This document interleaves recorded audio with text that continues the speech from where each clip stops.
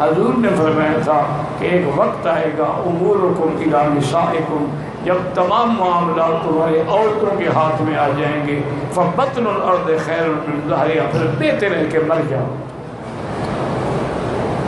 آج ایمان سے کہو سارے امور عورتوں کے ہاتھ میں ہیں کہ نہیں؟ تمہاری جرت ہے کہ اپنی لڑکی کا شادی کر کے دکھا دو وہ بیوی کے منشے کے بغیر؟ تمہیں جرت ہے کہ بیوی کہتی ہے کہ جناب ہم نے بیٹی کی شادی جو کرنی ہے فلاں بیوٹی پارلر سے سمجھنا ہے، فلاں بوتیک سے جا کے ہم نے جناب شرارے اور غرارے اور لہنگے بنوانے، مجارے پر کپڑے بک جائیں، یتیم ہو جاؤ، مقروض ہو جاؤ، بیوی کے حکم کی تعمیل ہو۔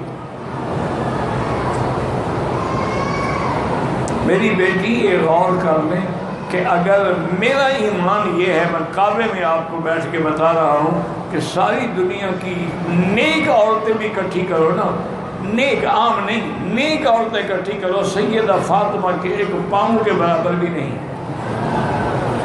تو بی بی فاطمہ نے کتنے غرارے پہنے تھے، یا شرارے پہنے تھے، یا لہنگے پہنے تھے، کتنا جہیز ملا تھا بی بی فاطمہ کو۔